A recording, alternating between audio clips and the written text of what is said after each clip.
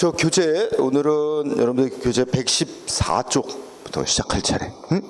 근데 이제 지난 시간에 이어서 하는 거야. 우리 지난 시간에 공부한 것 중에 우리가 개인적 공권이라는 용어가 있어, 그지? 그러니까 이제 그건 개인이 갖는 권리, 그러니까 국가로 대표되는 행정 주체에 대해서 개인이 자기의 이익을 위해서 뭐 조치해달라 이렇게 요구할 수 있는 권리, 응? 그걸 개인적 공권 이렇게 표현해요. 우리가 이제 공권이라는 거는 공법 관계에서 인정되는 권리, 그지? 그러니까 이제 그냥 우리는 행정법을 공부하니까 행정법적으로 개인이 국가에 대해서 뭐 해달라, 응? 법이 정한 어떤 조치해달라 요구하는 권리를 개인적 공권 그러는데, 우리가 지난 시간에 공부한 거 보면 이 개인의 공권, 개인적 공권이 인정되기 위해 성립되기 위한 요건 뭐뭐 있다 그랬어? 옛날에는 3가지가 필요하다 그랬는데 오늘날에 와서는 2가지만 필요하다. 하나는 얘기할 필요가 없다. 너무 당연하게 인정되니까. 이제 그런 얘기가 있었는데, 첫 번째로 뭐가 있었냐면 이제 국가로 대표되는 국가 측의 의무가 있어요. 국가 측의 의무가 존재해야 된다. 그렇지? 국가 측의 의무가 있어야 된다. 응? 근데 국가 측의 의무가 있다는 점은 의무가 있으면 국가가 이제 법적으로 뭐 해야 된다 이렇게 의무가 있으면 다, 그러면 개인은 나를 위해서 해달라 이렇게 요구할 수 있는 권리가 인정되냐? 다 그런 건 아니다, 그지? 왜냐면 이 국가 측의 이 의무가 누굴 위한 의무인지 이걸 또 한번 두 번째로 검토를 해야 돼, 그죠? 이 법적으로 국가가 뭐를 해야 될 의무는 사회 전체의 공익을 위해서 하라고 부여된 의무일 수도 있어. 개인을 위해서 하라고 돼 있는 게 아니라 사회 전체의 일반적인 공익을 위해서 하도록 된 의무라면, 국가는 의무는 의무니까 사회 전체의 공익을 위해서 해야 될 의무는 있어, 그지? 그러나 어떤 개인을 위해서 해야 될 의무는 없어. 그렇지 않아? 그러니까 뭐 국가는 뭐 세금 걷거나 해가지고 뭐 해야 돼? 국민들 교통 편리하게, 응? 교통 개선해줘야 되잖아, 그죠? 그러면 예를 들어서 국가는 하여튼 뭐 지하철을 건설해야 되겠다, 그지? 근데 이건 특정 개인을 위한 게 아니잖아, 그죠? 그러니까 아니 국가는 이렇게 교통시설을 확충해야 될 의무가 법적으로 있지 않냐? 응? 하더라도 개인이 내가 우리 집 옆으로 전철 건설해줘, 응? 이렇게 요구할 권리는 없지. 나를 위해서 해줘야 될 의무는 아니니까, 그지? 응? 그러니까 국가는 사회 전체 모든 사람들을 생각해서 사회 전체의 일반적인 공공의 이익을 위해서 교통시설을 확충해야 될 의무는 있지만, 그죠? 그거는 또 전체 공익적 관점에서 언제 어디에다가 이렇게 전철을 건설하는 게 가장 바람직한가, 이걸 공익적 관점에서 결정하는 거지. 응? 무슨 국민 누구 개인의 이익을 위해서, 그치? 그쪽으로 전철을 깔고 뭐 그 사람 집 옆쪽으로 전철역을 건설해주고 이런 일은 있을 수 없는 거잖아, 그치? 따라서 이 법적으로 국가에게 부여된 의무가 일단 있어야 되고, 첫 번째. 그 다음에 이 의무가 누굴 위한 의무냐를 따져서 사회 전체 공익만을 위한 의무냐, 아니면 국민의 개인을 위해서도 하라고 돼 있는 의무냐, 그지? 그러니까 공익만이 아니라 개인의 이익을 위해서도 하라고 돼 있는 의무냐, 이걸 이제 법 규정 보고 따져봐야 돼, 그지? 그래서 따져봤더니 국가 측의 의무가 개인의 이익도 위해서, 개인의 이익도, 공익만이 아니라 개인의 이익도 보호하기 위한 성격의 의무다. 이게 인정이 돼야 돼. 응? 이렇게 되면 이 둘을 분석하면 결국 뭐야? 법적으로 국가는 개인의 이익을 보호하기 위해서 뭐를 하도록 의무가 되어 있다. 그러니까 이걸 합치면 법적으로 법에 의해서 개인의 이익이 보호되고 있는 거다. 이 법이 보호하고 있는 개인의 이익을 우리가 권리라고 한단 말이야, 그지? 이렇게 논리가 된 거지. 그래서 이렇게 2가지가 오늘날 개인의 권리가 인정되기 위한 요건이야. 응? 그래서 이제 이걸 잘 알아야 돼. 국가 측의 법적으로 어떤 뭔가를 해야 될 의무가 인정되면 항상 그에 대응하는 개인의 권리가 인정된다? 그건 아니라고, 그지? 그 의무가 개인의 이익을 위한 의무인지도 이게 인정이 돼야 되는 거잖아, 그지? 예. 자, 그렇다면 오늘의 주제는 114쪽에 맨 위에 제목이 뭐야? 개인적 공권의 확대 경향이지? 그러면 과거와 비교해서 개인의 권리가, 즉 국가에 대한 권리가 확대돼 가고 있다는 거야. 응? 그런데 일단 논리적으로 생각을 해보자. 개인의 권리가 확대되기 위해서는 개인의 권리가 인정되기 위한 이 요건이 확대 인정이 돼야 개인의 권리도 확대되는 거야. 그지? 그러면 이 두 가지 측면에서 다 뭔가 이제 과거보다, 자, 첫 번째, 이 개인의 권리가 확대되기 위해서 국가 측에 의무가 있다. 과거에는 국가 측에게 의무가 없다 그랬었는데 오늘날은 국가 측에게 의무가 있다 이렇게 인정돼. 그러니까 이거 의무가 확대 인정되는 거야. 그거는 어떤 경우에서 생겨나냐면 이런 거야. 이제 법이 뭐라고 정의냐면 뭐뭐한 경우에는 뭐뭐면 또는 뭐뭐한 경우에는 뭐뭐 할 수 있다. 법이 이렇게 정해놨어. 할 수 있다. 응? 그럼 이거 국가 해야 될 의무 있어 없어? 응?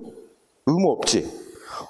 아니 법이 정한 무슨 요건이 갖춰져도 국가 측은 할 건지 말 건지 결정할 권한이 있어요. 법적으로. 그죠? 그러니까 해야 될 의무는 없잖아. 그래서 이런 경우를 이제 할 수도 있고 안 할 수도 있고 이렇게 결정할 권한 법이 국가 측에 주고 있어. 이런 걸 뭐라면 재량이 주어졌다 그래. 재량. 응? 할지 말지. 그러면 이렇게 이제 용어상 법규 이렇게 국가의 행정기관에게 뭔 조치를 할 것인지 말 것인지 이 결정하고 뭐 선택할 권한이 부여해주는 이런 규정을 재량규범 이렇게 부르고, 그러한 재량규범에 의해서 행정기관에게 이 행위를 할지 말지 결정할 권한 이거 가지고 행사하는 거를 재량행위를 한다. 이래 재량행위. 그럼 여기 이제 재량행위야. 재량행위. 재량이 부여된 행위야. 그지? 그러면 이 경우에 일단 문구상으로 보면 국가 측에게는 의무가 없다. 그지? 그러니까 과거에는 의무가 없다 그랬어. 하고 안 하고는 알아서 국가가 결정하도록 돼 있지 않느냐. 그지?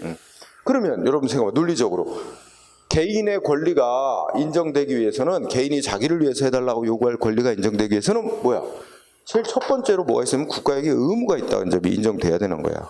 그러니까 옛날에는 국가에게는 아무런 의무가 없다. 그러니까 이거는 검토할 필요도 없는 거야. 이거 검토 이전에 의무가 존재하지도 않으니까 개인은 자기를 위해서 해달라고 요구할 권리는 인정될 수가 없는 거다 이거야. 응? 그런데 오늘날에 봐서는 이런 경우에도, 즉 이렇게 할 수 있다, 뭐뭐 조치 할 수 있다 이렇게 된 경우에도 이게 과거에는 의무가 없다 그랬어. 근데 오늘날에 와서는 야 법이 할 수 있다 이래도 의무가 있다는 거야. 국가 측에 의무가 있대. 응? 근데 어떤 의무가 있을까 한번 생각해봐. 응? 법이 이렇게 국가는 법이 무슨 요건이 충족되면 무슨 조치를 할 수 있다 이렇게 법이 정하고 있는 경우도 오늘날에는 국가 측에 의무가 있대요. 근데 어떤 의무가 있을까? 자, 이런 의무야. 첫 번째로 생각할 거는 뭐뭐 할 수 있다라고 이렇게 법이 권한을 준 거는 그럼 멋대로 하고 안 하고 멋대로 결정할 수 있다, 멋대로 할 수 있는 권한을 준 건 아니다. 그지? 뭐 그냥 기분 내키는 대로 하고 싶으면 하고, 응? 뭐 이런 식의 이 권한을 준 건 아니다. 이거는 그 상황을 잘 판단해서 그 상황에 가장 적합한 결정을 해라 하고 그 상황 판단을 하고 거기에 가장 적합한 조치가 뭔지를 이제 그 행정기관 국가 행정기관 니네가 결정해라. 응? 이렇게 권한을 준 거라 이거지. 응? 그러니까 최소한 상황 판단을 잘해서 거기에 맞는 합리적인 결정을 해라. 이렇게 권한 준 거지 멋대로 해라 이건 아니란 말이야. 그러니까 결국 이런 의무는 있다고 보게 되는 거야. 최소한 법이 부여한 그 권한 부여한 목적에 맞게 합리적으로 결정을 해야 될 의무는 최소한 있다. 응? 그거 꼭 해야 되는 건 아니지만 요건이 갖춰졌을 때 법이 정한 조치를 할 수도 있고 안 할 수도 있고 어떤 결정을 내릴 수도 있지만 합리적인 결정을 해야 할 의무는 최소한 있는 거다. 응? 그리고 그걸 우리가 한자 말로 뭐냐면 하자가 없는 재량 권한을 행사해야 될 의무는 최소한 있다. 응? 이렇게 얘기를 하고. 그러면 이제 그게 바로 이제 최소한 흠이 없는 합리적인 결정을 내려야 될 의무는 최소한 있고, 그렇게 합리적인 결정을 내려야 될 의무는, 그러니까 거기다 또 하나 얘기해요. 상황 판단을 잘해서 합리적인 결정을 내렸다 그러면 그 결정이 꼭 법이 정한 조치를 하는 것만이 아니라 안 하는 것도 합리적인 결정이면 문제가 없는 거야. 그죠? 그런데 그래서 상대방 국민도 뭐야? 나 예를 들어서 무슨 A 조치 할 수 있다 이렇게 되는데, 나 법이 정한 요건 갖췄으니까 나한테 A 조치 해줘 이렇게 요구할 권리는 없어요. 다만 왜냐면 법적으로 국가는 반드시 A 조치를 해야 될 의무는 없는 거니까 A 조치를 할 수도 있고 안 할 수도 있고 합리적으로만 결정하면 되는 거니까. 자, 그래서 오늘날은 개인도 국가 측의 의무, 이때 어떤 의무라고 해서 지금 A 조치를 하든 안 하든 합리적인 결정, 흠이 없는 하자가 없는 결정을 해야 될 의무는 최소한 있고, 그 의무가 개인의 이익도 위한 의무라면, 개인의 이익도 보호하기 위한 의무라면, 개인의 권리가 인정되는 두 가지 요소가 다 갖춰지는 거잖아. 그러면 어떻게 돼? 그럼 개인도 국가에게 나한테 A 조치 해줘 이렇게 요구할 수는 없지만, 내 신청을 받고 A 조치를 해주든 안 해주든 아무런 흠이 없는 결정을 내려줘 하고 이렇게 흠 없는 결정을 내려달라고 요구할 권리는 나온다 이거지, 논리적으로. 응? 이제 그렇게 해서 이게 큰 이론적 발전이지. 과거에는 법 규정이 이렇게 재량 행위로 규정하고 있으면 아무런 의무가 국가 측에 없다 그랬다가, 최소한 흠 없는 결정을 해야 될 의무는 최소한 있다 이렇게 나오게 됐고, 또 하나 거기서 또 한 발자국 더 나왔어. 뭐냐면 국가와 공무원의 존재 이유는 어디에 있나? 국가와 공무원은 뭘 위해 존재하냐? 국민을 보호하기 위해서 존재하는 거야. 응? 그렇다면 지금 개인이 어떤 국민이 생명, 신체, 재산이 아주 급박한, 생명이 위급한 상황에 처했어. 응? 그래서 국가의 기관이 뭐 경찰 등에게 나 지금 생명이 위급한 상황에 빠졌으니까 어떻게 돼? 빨리 뭔가 법이 정한 어떤 구조 조치 뭐 이런 거 해달라 요청을 했어. 근데 법 규정은 뭐 이렇게 돼. 뭐 경찰 기관은 등 국가 기관은 뭐뭐 하면 뭐뭐 조치 할 수 있다 이렇게 돼 있어. 할 수 있다라고 돼 있다 하더라도 지금 국민의 생명이 지금 위급한 상황에 빠졌어. 그렇다면 어떻게 돼 이제? 할지 말지 이거 선택하고 이런 권한은 없어진다고 봐. 요걸 뭐라고 표현하면 행정기관에게 부여된 재량이 할지 말지 이제 선택할 수 있는 재량이 제로가 된대. 없어진다. 그걸 뭐라고 표현? 재량권 영수축된다 그래. 0으로 된대. 없어진대. 그러면 이제 무슨 상황이 되냐면 해야 한다. 이런 의무 상황이 된대. 그래서 아무리 재량이라도 국민의 생명체 재산이 급박한 위험에 처해 있을 때는 구조 요청 받고 그러면 국가는 어떻게 돼? 반드시 구조 조치를 해야 하는 것만이 아무런 흠이 없는 결정이 된다고 봐야 된다. 그런 예외적 상황에서는. 따라서 그럴 때는 구조 조치를 안 하면 위법, 상대방 권리 침해, 이런 경우를 이제 행정 개입 청구권 이런 말로 불러요. 그래서 이게 공부할 내용이 그런 거야. 그래서 그리고 요거는 이제 어느 영역에서 이제 여기 재량, 행정기관에게 법적으로 재량이 부여된 그런 영역에서도 국가 측의 의무가 있음이 인정되면서 이제 개인의 권리가 확대되게 만들었고, 또 여기 법이 개인의 이익도 보호하고 있냐? 이거는 이제 과거 같으면 뭐만 봤냐면 그 국민하고의 어떤 행정 조치하게 된 그 근거가 되는 법 규정 하나만 보고 거기에 공익만이 아니라 개인의 이익도 보호하도록 국가는 이렇게 돼 있느냐. 그래서 이제 법 규정 보고 개인의 이익도 보호하기 위해서 국가는 뭔 조치를 하라고 이렇게 돼 있는 거다. 법 규정을 보고 판단을 했단 말이야. 그런데 오늘날에 와서는 이때 여기다 플러스 이게 이제 어떤 국민한테 어떤 조치를 하는 것, 어떤 조치를 하는 직접 근거가 되는 법 규정만 보고 개인의 이익을 법이 보호하고 있는지 그렇게 좁게 보는 게 아니라 그 행정 조치하고 연관돼 있는 관련된 다른 법 규정도 보고 거기까지 넓게 봐가지고 법이 개인의 이익을 보호하고 있는지 이렇게 판단하자는 거예요. 그러니까 여기다가 이제 이걸 정확히 말하면 그 어떤 행정 조치에 직접 근거가 되는 직접적인 근거가 되는 법 규정. 옛날에는 이것만 봤단 말이야. 이런 법 규정에 의해서 개인의 이익도 보호하도록 돼 있는가 이것만 보고 판단했는데 플러스 오늘날은 직접 근거가 되는 규정뿐만 아니라 관련된 법이지. 이거는 이제 관계법이라 그래. 관계법규라 그래. 법규는 이제 국민하고 효력 있는 법. 관계법규까지 이것도 포함을 해서 개인의 이익이 법에 의해 보호되고 있는지를 판단했는데, 그래서 이제 개인의 이익이 법에 의해 보호되고 있다는 걸 좀 더 넓게 인정하려는 거지. 그러니까 직접적인 근거 규정만 보고는 개인의 이익이 보호되고 있지 않은 것처럼 돼 있지만 밀접하게 관련된 다른 법 규정을 보니까 거기에는 개인의 이익을 보호하려는 게 들어있다. 그러면 이제 이거 종합하면 개인의 이익은 법에 의해 보호되고 있는 이익이다. 이렇게 인정해 가는 거지. 그 다음에 또 하나 중요한 논점은 예전에는 다 법에 이렇게 명시적으로 규정이 돼 있을 때만 이렇게 봤는데 이제는 법에 명시적으로 개인의 이익을 보호하려는 규정이 없다 하도 법의 취지, 목적을 해석을 해. 왜 이러이러한 법 규정을 만들어 놨을까? 이 법 규정을 만든 취지, 목적은 사회 전체의 공익만이 아니라 개인의 이익도 보호하려는 취지에서 이런 규정을 만들었다고 보는 게 맞다. 그래가지고 이게 이제 법 규정을 해석을 하는 거야.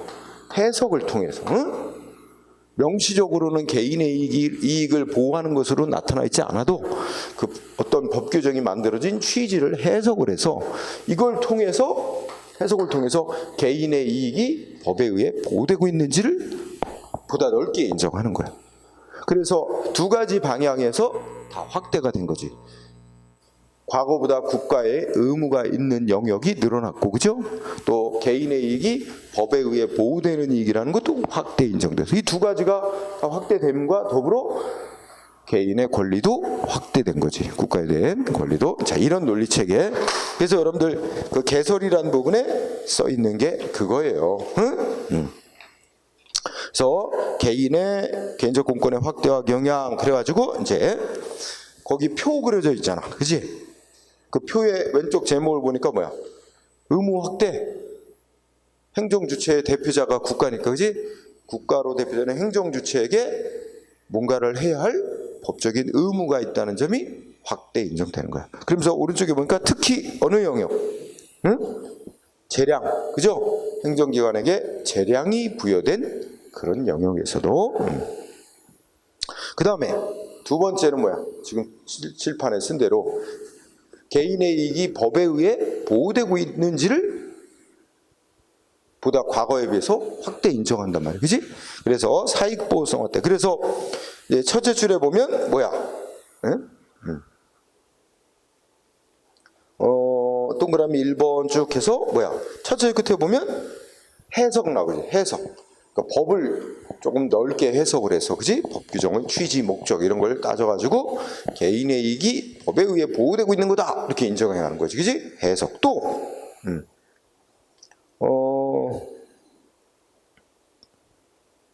또 뭐냐면 그 사익보호성을 할 때 밑에서 두 번째 줄 관련 법규까지 고려해서 판단한다, 그지? 그 말 나오지? 관련법, 그 어떤 행정조치의 직접 근거 규정만이 아니라 관계된 법까지 포함을 해서 개인의 이익이 법에 의해 보호되고 있는지를 판단한다. 이런 경로를 통해서 넓게 인정. 그래서 이제 그 밑에 보니까 이제 설명을 보자. 이에 따라 종래에는, 즉 과거에는 어떤 행정처분에, 그러니까 행정조치에 직접 상대방이 그러니까 예를 들면 이런 거 있잖아. 우리가 이제 전번에도 했지만 A라는 사람이 신청을 해가지고 시장이 무슨 공장 건축 허가를 내줬다, 그지? 그러면 이 공장 건축 허가 처분이라고 표현해. 공장 건축 허가 처분의 직접 상대방은 A야, 그지? 그런데 이 A에게 공장 건축 허가를 내줌으로써 인근 주민이 불이익을 받는다. 근데 과거에는 이 인근 주민이 받게 되는 불이익은 이 법적으로 보호돼야 될 이익 이런 거로 안 봤어요. 그냥 이 상대방하고의 관계만 생각을 했어요, 옛날에는. 그래서 이거 상대방한테 공장 건축 허가를 내줌으로써 인근 주민이 불이익을 좀 받더라도 이거는 반사적 효과로서의 불이익을 받는데 그친다 해가지고 이 인근 주민이 이거 때문에 자기 피해 봤다고 소송할 자격 안 줬어요, 옛날에. 우리가 지난 시간에 이렇게 법이 보호하는 이 권리가 침해된 자만 소송할 자격 주는 거잖아. 그러니까 옛날에는 인근 주민이 받는 불이익은 반사적인 불이익이다 이렇게 해가지고 소송할 자격 안 줬는데 지금은 이제 그럼 인근 주민이 받았다고 주장하는 어떤 불이익, 이거 법에 의해서 보호되고 있는지, 이거는 이제 보다 폭넓게 인정해서 요새는 이제 물론 당연히 법 규정을 봐야 돼.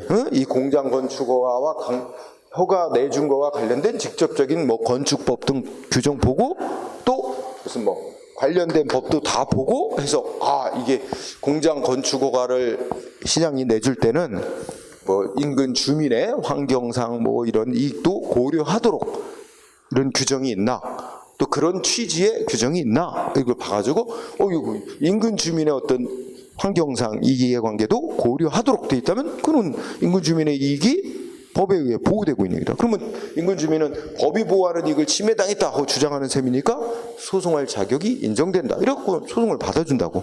물론 재판에서 이기고 지는 건 둘째고 일단 소송할 자격이 인정되는 거야. 그래서 그런 논리야. 그래서 읽으면 이제 알게. 그래서 여기서 표현할 때 얘를 이제 제3자라고 이렇게 부르는 거지, 여기서.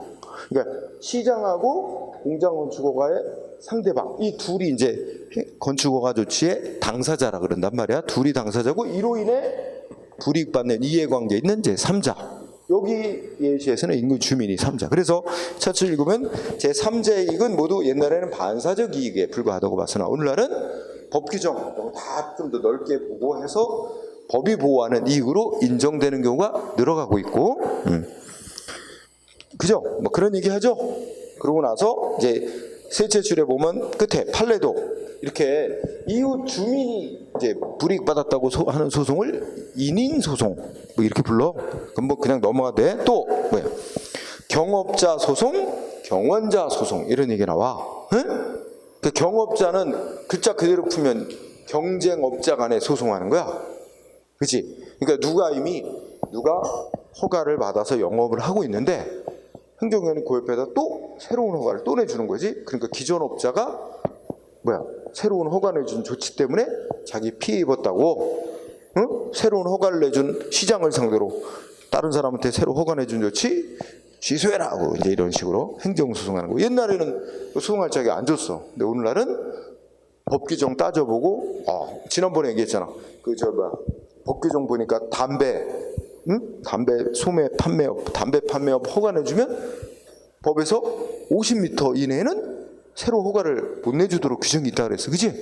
근데 그 규정을 해석을 통해서 왜 이 규정을 만들어놨을까? 50m를 뛰도록, 그지?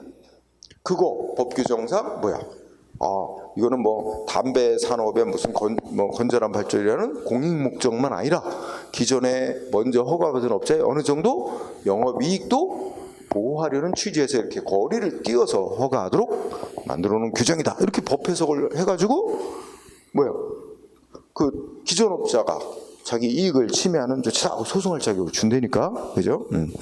경업자 소송, 경원자 소송 이런 얘기 나와. 자, 이런 영역에서 다는 아니지만 결국은 뭐에 의해서 결정나는 거야? 이 침해당했다고 주장하는 자의 이익이 법에 의해서 보호되는 이익인가를 이제 따져보되 과거보다는 훨씬 법에 의해 보호되고 있는 이익이라고 넓게 인정을 해서 소송할 자격을 부여하는 게 오늘날의 경향이다, 그지? 예. 자, 이게 그래서 그 밑에 판례 이제 열심히 외워야 돼. 지난 시간에도 약간 했었어, 그지? 뭐 목욕탕 이런 얘기 하지 않았어, 그죠? 그래서 거기 판례 봐봐. 1번 개인적 공권의 확대 경향 해놓고 판례 1번 어떻게 돼 있어? 응? 자, 행정조치, 그러니까 행정처분의 직접 상대방이 아닌 제3자라 하더라도 그 행정처분 때문에 법률상 보호되는, 하여튼 법이 보호하는 이익을 침해당한 자라면 다 뭐야? 소송을 제기할 자격이 있다. 이렇게 얘기를 하면서, 그런데 셋째 줄 보니까 이때 법률상 보호되는 이익, 법이 보호하는 이익이란 어떤 행정처분의 직접적인 근거법뿐만 아니라 관련 법규, 여기서 제일 중요한 단어는 옛날과 달리 관련 법규까지 포함을 시켜서 그 개인의 이익이 법에 의해 보호되고 있는지를 판단한다는 거야. 응? 그만큼 법이 보호하는 이익이라고 인정될 여지가 넓어지겠죠. 네, 관련 법규까지 고려해서 그 법에 의해 보호되는 직접적이고 개별적인 구체적인 이익인지 이렇게 판단해야 된다, 이런 얘기를 하죠. 그러면서 그 밑에 보면 이제 환경영향, 밑줄 친데 보면 환경영향평가법 이게 나오지? 그게 바로 이제, 그러니까 우리 국가행정기관이 무슨 폐기물 처리시설 설치 이런 걸 하는 거야. 그러면 직접적인 근거법은 뭐 폐기물 처리시설 무슨 법률 이래. 근데 그것만 보고 그러니까 사람들이 사는 동네 주변에 폐기물 처리시설을 설치하나 봐. 인근 주민들이 이제 난리 났어, 그지? 폐기물 처리시설을 설치함으로 해서 자기들의 환경상의 이익을 침해한다. 그리고 이제 그 폐기물 처리시설 설치하는 거 취소해라고 행정소송을 낸 거야. 그 인근 주민들의 이익이 환경 침해당했다고 주장하는 환경상 이익이 법에 의해 보호되고 있는 이익인지가 이제 이게 쟁점이란 말이야.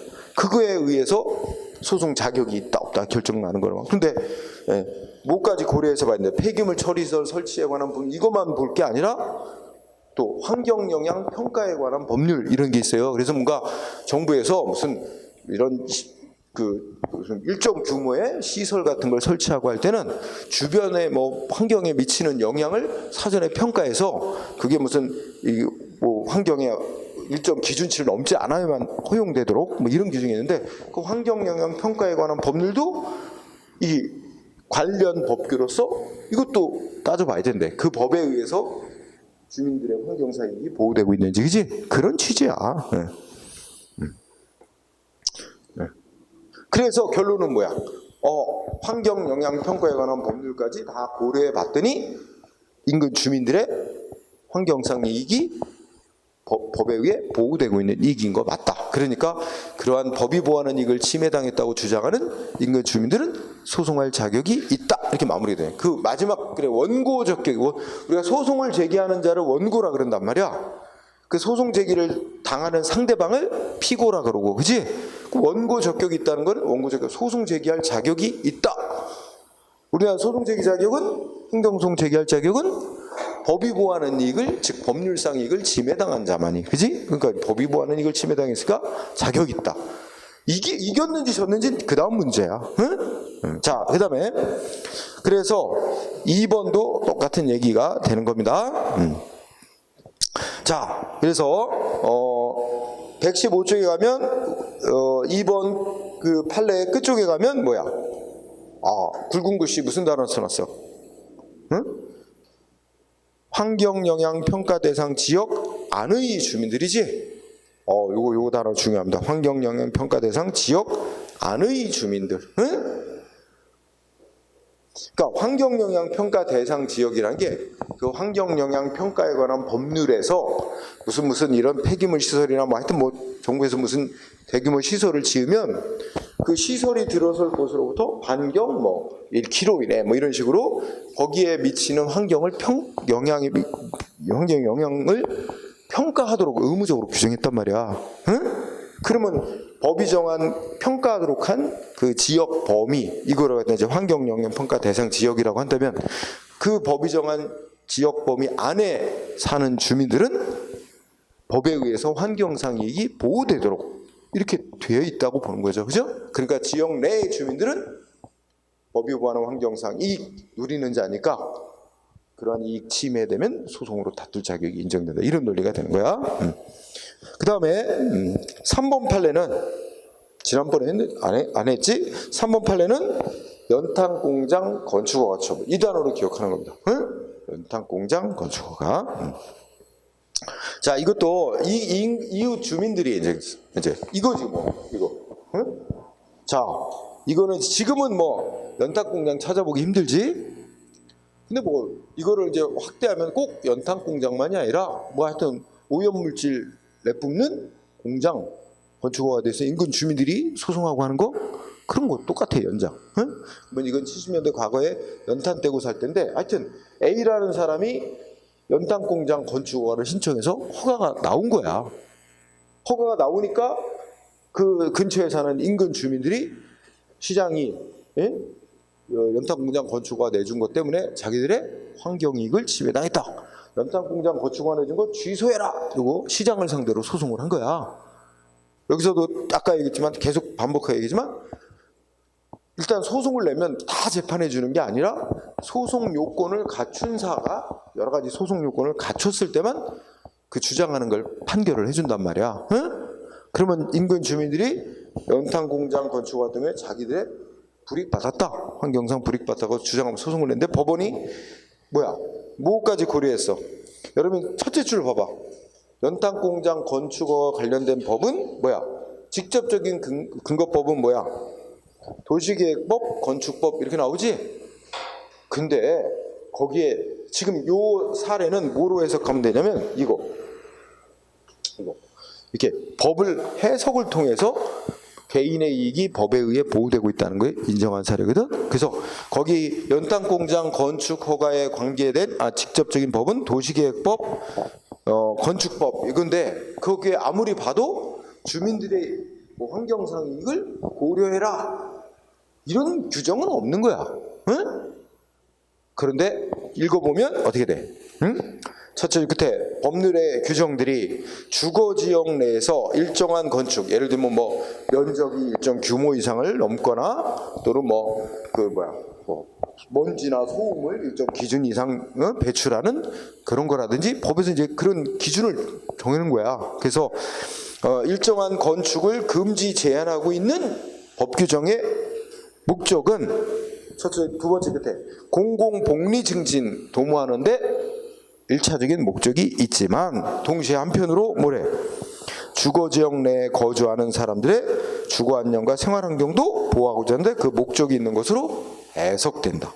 그리고 법 규정을 해석을 해서 주민들의 환경이익이 법에 의해 보호되고 있음을 인정한 겁니다. 그치?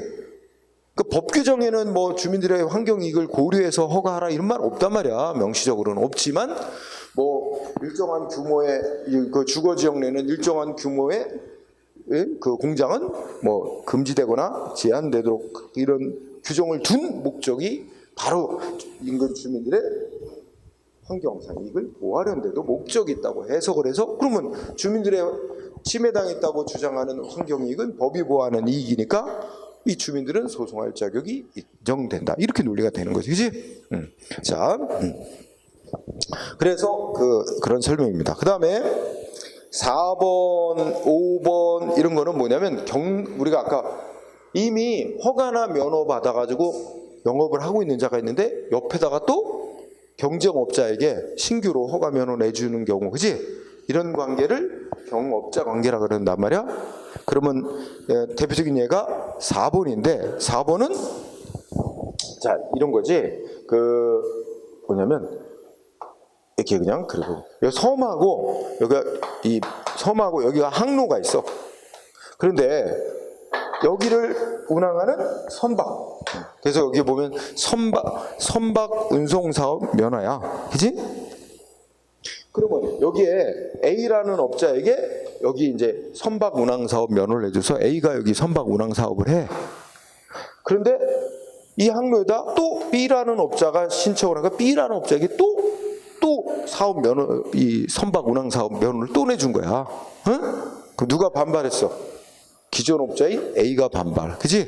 그래갖고 A가 뭐라고 하냐면, 아니, 이 항로에, 이 선박회사 하나 있어서 겨우 이제 뭐야, 응? 그냥 큰 이윤도 없고 뭐 손님도 그렇게 많지도 않아. 그러니까 딱 한 회사가 이렇게 감당할 정도, 그 정도인데 여기다 또 경쟁 또 내주면 이거 두 개 업체가 경쟁을 해서 손님을 나눠 먹잖아. 이러면 이거 유지하기도 힘들다. 응? 이러면서 신규로 면허 내준 건 자기의 이익을 침해하는 조치니까 이거 신규 면허 준 거 취소해라 이러고 소송을 낸 거야, 행정소송. 역시 뭐야? 기존 업자의 이익이 법에 의해 보호되고 있는지를 봐야 돼. 그래서 법원이 본 거야. 해상운송사업법이라는 게 이제 근거법이니까 그걸 봤더니 여기 뭐라고 써 있대? 아, 행정기관은 어떤 항로에 선박 운항사업 면허를 내줄 때는 뭐를 고려해요? 수요와 공급을 고려해서, 응? 뭐 면허를 내주도록 그렇게 규정이 있다는 거야. 그 규정은 수요와 공급을 고려하라는 거야. 그지? 문구는 그렇게만 돼 있어. 수요와 공급을 고려해서 면허를 하든가 하라 이렇게 돼 있는 거지. 그렇다면 이러한 규정을 둔 거는 목적이 어디에 있대? 이런 수요와 공급을 고려해서 면허를 발급하도록 한 것은 셋째 줄에 보니까 뭐야? 해상운송의 질서를 유지하고 해상운송사업의 건전한 발전을 도모한다는 공공복리, 공익 목적이 이제 우선 들어있지만 동시에 뭐래 또? 업자들 간의 과도한 경쟁, 업자들 간의 경쟁으로 인하여 기존 업자의 경영이 불합리하게 되는 것을 방지하는 것도 결국은 뭐야? 공공복리를 위하여 필요하므로, 그러니까 요 말 속에 기존 업자 간의 경쟁으로 인한 기존 업자의 경영 불합리가 되는 걸 방지하는 것도 목적이래. 그럼 기존 업자의 이익이 법에 의해 보호되고 있다는 거야. 기존 업자의 이익을 어느 정도 보호하려는 거야. 그래서 따라서 결론이 어떻게 돼? 응? 기존 업자의 이익은 법이 보호하는 얘기다. 따라서 신규 면허에서 기존 업자가 법이 보호하는 이익을 침해당했다고 주장하니까 그러면 소송 자격은 일단 인정받아주는 거죠. 다 같은 논리야. 그지? 그러면 이거는 이제 옛날에 생각합니다. 옛날에 우리나라 자동차 많지 않았지? 하긴 여러분 태어난 세상은 이미 차가 많았어. 그지? 근데 옛날에 뭐 60년대 막 이럴 때는 우리나라 차가 별로 없었겠지? 자동차가. 응. 그러면 자동차가 많지 않으니까 주유소도 별로 많지 않았겠지? 그러니까 자동차가 늘어나면 주유소도 늘어나야 돼. 그지? 그러면 옛날에는 주유소들 간에 주유소 영업 허가를 내주면서 거리를 뛰도록 했어요. 그래서 왜냐면 생각을 해봐. 그 주유소가 이 일정 거리마다 균형 있게 존재해야 운전하고 다니면서 기름 떨어지면 바로바로 놓지. 그지? 근데 이 도시에만 주유소가 몰려있고 지방 가면은 시골 가면 주유소 하나도 없다. 그러면 문제 있잖아. 그래서 정부에서는 이제 주유소를 이렇게 분산시키도록 하기 위해서 의도적으로, 그리고 주유소 하는 사람들의 어느 정도 이익을 보장해줘야 주유소가 유지되잖아.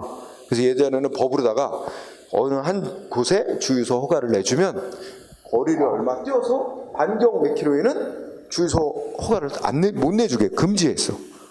그래야지 주유소가 일정 거리마다 떨어져서 어느 정도 고객을 확보해서 유지가 될 수 있잖아. 그런 규정이 있었어. 근데 지금은 이제 워낙 자동차도 많아지고 하니까 이제 지금은 그런 규정을 삭제. 그리고 지금은 주유소가 다닥다닥, 그지? 붙어 있죠? 네. 그런 시대 변화가 있는 거야. 자, 그러니까 주유소 그 정도 하고, 그 다음에 그런 식의 논리. 자, 그래서 4번. 이런 4번 같은 경우 이런 걸 대표적으로 뭐라 그런다고? 경업자 관계에서 경업자 관계라고 그러고, 또 경업자 소송, 이렇게 소송하는 경우는 경업자 소송 이렇게 불러. 그냥 칭하기를 좀 들어봅시다. 그 다음에 뒤로 가면 이제 여기 나오는 말들이 다 이 판례들이 뭐야? 자, 누군가가 정부의 조치로 하여튼 자기 이익 침해당했다고 소송을 다 한 거야. 그럼 법원이 침해당했다고 주장하는 자의 그 이익을 법이 보호하고 있는 이익인지를 다 검토해 본 거야. 법 규정 보고 해석을 해보고 그런 결과 침해당했다고 소송한 자가 주장하는 이익은 법이 보호하는 이익이다. 소송할 자격이 인정된다. 인정된 사례들. 응? 또 뒤로 가면 반대로, 응? 법이 보호하고 있는 이익 침해당한 거 아니다. 그래갖고 소송할 자격 인정 안 된다. 그렇게 이제 나오죠. 그러니까 여러분들도 이제 시험도 다 그거 물어보는 거야. 다음 중 우리 대법원 판례에서, 응? 이게 이제 법이 보호하는 이익을 침해당한 거로 그래서 소송할 자격 원고 적격 인정된 사례, 인정된 경우냐 아니냐 이거 이제 고르라는 문제야. 응? 무효령이 그거 알아두는 겁니다. 그래서 저 보면 여러분들 시험에 잘 나오는 거는 여기 굵은 글씨들입니다. 응? 그래서 116페이지 보면 뭐 7번도 잘 나와요. 임용 기간이 만료된 국공립대학의 뭐 조교수 뭐 이런 것도 있고 그 다음에 쭉 나오죠. 자. 11번, 12번 공통점 뭐야? 응? 환경 영향 평가하도록 되어 있는 대상 지역 안에 거주하는 주민들이지. 그럼 법에 의해서 환경상이 보호되고 있는 거로 당연히 인정이야. 그지? 그런데 12번 가보면 셋째 줄에 무슨 단어 나와? 환경 영향 평가 대상 지역 밖의 주민이라든지, 그지? 이건 법에 의해서 환경상이 보호되고 있지 않대. 그러니까 어떻게 돼?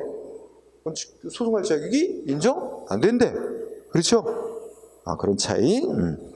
그리고 13번도 아까 나왔었지? 나왔는데 뭐라 했어? 법률이 뭐 허가 면허 이거 관련된 그 허가나 면허의 근거가 되는 법률이 업자들 간에 과당 경쟁 일어나서 경영이 불합리하게 되는 걸 방지하는 것도 목적이 있다. 이렇게 해석되면 뭐야? 아까 뭐라 했어요? 그러면 기존 업자의 이익이 법에 의해 보호되고 있는 것으로 인정한다. 이런 얘기지? 응? 그 다음에 그 13번 판례에서 중간쯤 가면 경원관계라는 게 나와. 그거 이해해보자. 경원관계란 말. 여러분 경원관계는 그 원이 신청이라고 생각하면 될 거다. 그럼 예를 들어 행정기관이 이렇게 공고를 했어. 한 업자한테만 허가나 면허를 내주겠다. 한 업자한테만 허가 면허 내준다 그랬어. 그랬더니 A 업자, B 업자, C 업자, 응? 나 면허 내줘, 나 면허 내줘. 다 경쟁적으로 신청한 거야. 면허 받으려고. 그럼 예를 들어서 우리가 시장이 신청을 받고 결국 셋이 서로 경쟁적으로 자기네 면허 받으려고 신청을 했는데 결국 행정기관이 예를 들어서 A한테 면허를 내줬어. 응? 그러면 이거는 신청한 A한테는 이익을 줬죠. 면허를 내주는 조치는 동시에 뭐가 된 거야? 다른 신청자들에게는 면허를 거부하는 게 되는 거야. 그치? 이런 결과가 될 때, 그러니까 복수의 경쟁적인 신청자들이 있을 때 그 중에 한 업자에게 허가나 면허를 내주는 것이 동시에 다른 신청자들에게는 거부하는 결과가 되는 경우, 이런 경우를 경원자 관계라고 부르는 거야. 응? 그래서 거기 설명이 있어. 거기 경원자 관계 설명하고 있으면 넷째 줄 끝에 봐봐. 응? 13번 위에서 넷째 줄 끝에 보면 면허나 인허가 등의 수익적 처분을 신청한 수인이, 수인이란 다수인이란 뜻이야. 신청한 여러 명이 서로 경쟁 관계에 있어서, 응? 만약에 행정기관이 신청한 어느 한쪽 일방에 대해서 면허나 인허가 등 내주면 다른 신청자에 대해서는 결국 불허가, 응? 불인가가 이렇게 되는 그런 관계는 이른바 경원자 관계라고 한다. 응? 그럼 경원자 관계에 있어서는 어떻게 돼? 신청했다가 탈락한 자는 이 다른 신청자에게 허가나 면허 내준 조치 때문에 자기 거부당해서 불이익이 붙다 해가지고 이걸 소송으로 싸울 자격이 인정된다. 이게 이제 이 말의 뜻이에요. 응? 응. 자, 그래서 경원자 관계라는 말이 나와서 간단히 설명을 했고, 자, 14번 보니까 어떻게 될까요? 응? 14번 굵은 글씨로 써놨는데 역시 어떻게 나눴지? 법이 환경에 미치는 어떤 시설 설치해야 되면 뭐 반경 몇 킬로 이내 환경에 미치는 영향 평가로 정해진 영향권 내의 주민들, 또 영향권 밖의 주민들 이렇게 돼 있지? 그리고 영향권 내의 주민들은 뭐 법에 의해서 당연히 환경생이 보호되고 있는 거 인정되는데, 영향권 밖의 주민들은 어떻게 된대? 응? 자, 영향권 밖의 주민들에다가 포인트를 둬요. 14번 판에서 영향권 밖의 주민들은 원칙이 뭐야? 법에 의해서 뭐 환경이익 같은 거 보호되고 있지 않다. 단 소송할 자격을 인정받으려면 어떻게 해야 돼? 그 본인들이 증명을 해야 된대. 자기들이 법에 의해서 보호되고 있는 환경이익을 침해당했다는 걸 입증. 그래서 거기 영향권 밖의 주민들, 그 판례 중간쯤에 영향권 밖의 주민들 나오지? 그리고 그 영향권 밖의 주민들 동그라미 치고 화살표로 끌어내려서 그 바로 밑에 있지. 뭐라고? 증명해야만. 응? 증명, 다른 말로 본인들이 입증을 해야만 소송자격이죠. 뭘 입증해야 돼? 자기들이 침해받은 게 법이 보호하는 이익을 침해받았다는 걸 본인들이 증명을 해야 돼. 응? 입증하면 소송할 자격이 인정되지만 증명을 못하면 소송할 자격 인정 안 된다 이거야. 응? 근데 영향권 내의 주민들은 입증할 필요 없어. 그냥 자기들 이익 침해당했다고 속내면 법원이 자동으로 인정하는 거야. 법에 의해서 평가 대상 지역 안에 거주하니까. 그런 논리고 잘 알아두면 됩니다. 자, 그렇게 정리하고 자, 어느 정도 이제 이치는 알았을 거예요. 자, 그 다음에는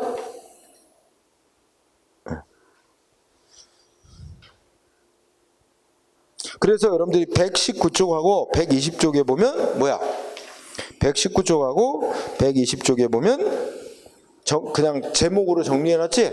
119쪽에 있는 판례는 소송을 제기한 자가 침해당했다고 주장하는 이익이 법이 보호하는 이익이다 인정돼서 소송할 자격이 이제 부여된 인정된 사례 모음이고, 다음 페이지 보면 120쪽은 소송을 제기한 사람은 자기는 법이 보호하는 이익을 침해당했다라고 주장했지만 법원이 따져보더니 당신이 침해받았다고 주장하는 이익은 법이 보호하는 이익이 아닙니다. 공익 목적의 어떤 법이 보호하는 이익은 공익만이고, 그 공익을 보호하기 위해서 국가가 뭐 어떤 조치를 함으로 인해서 반사적으로 뭔가 효과를 받은 거에 불과하니까 그는 소송할 자격이 없다 이렇게 인정한 사례죠. 근데 그 중에 내가 굵은 글씨로 표현해 놓은 게 하나 있어, 그치? 응? 그러면 앞부분에 119쪽에서 18번 하고 비교해보자. 119쪽에서 18번 판례를 보면 뭐가 나왔어? 신규 담배 일반 소매인 지정에 대한 기존 일반 소매업자의 이익 이렇게 써있지? 여기서 여러분들이 여기 보면 담배 일반 소매인, 응? 일반이라는 단어를 동그라미 쳐. 일반 소매인. 그런데 다음 페이지 이제 120페이지에 15번 판례 보면 담배 일반 소매인이 나오지 않고 15번 끝쪽에 중간에 가면 뭐라고 나서 무슨 소매인? 군의 소매인. 응? 그 단어 알아도. 자, 이게 어떻게 이제 정반대의 결과가 나온 거냐면, 이거 지난번에 얘기했듯이, 자, 우리가 이게 도로가 있으면 여기 편의점 뭐 여기 있다. 그럼 여기 담배 팔도록 이게 일반 소매인 지정. 응?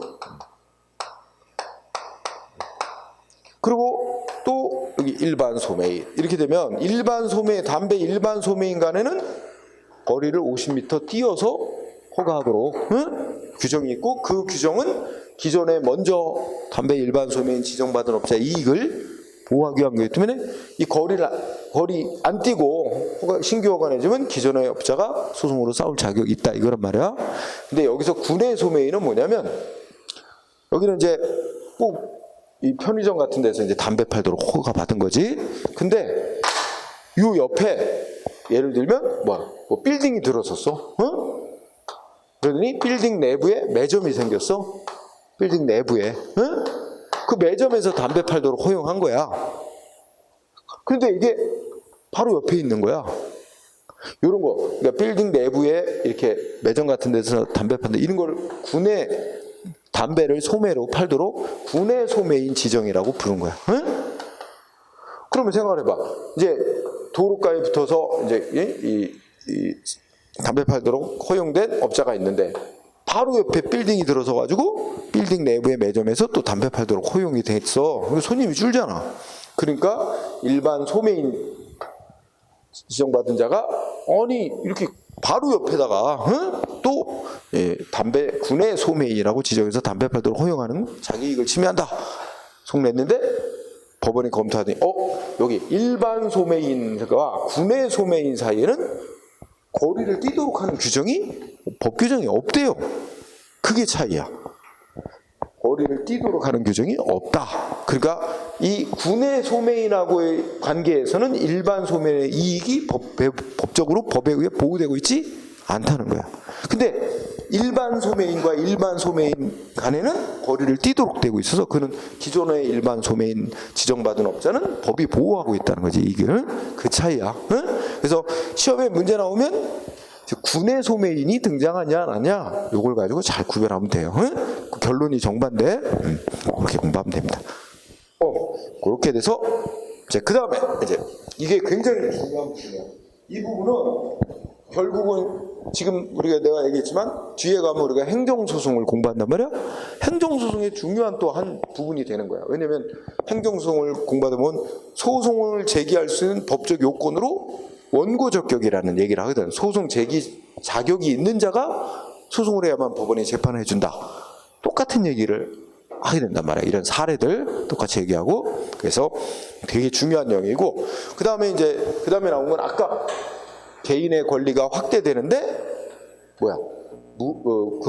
무하자 재량행사 청구권이라는 권리, 행정 개입 청구권이라는 권리, 이제 이렇게 두 가지가 옛날에는 인정되지 않던 새로운 권리로 인정되는 거 간단하게 공부하도록 하겠습니다. 자, 쉬는 시간을 갖고 진행하죠.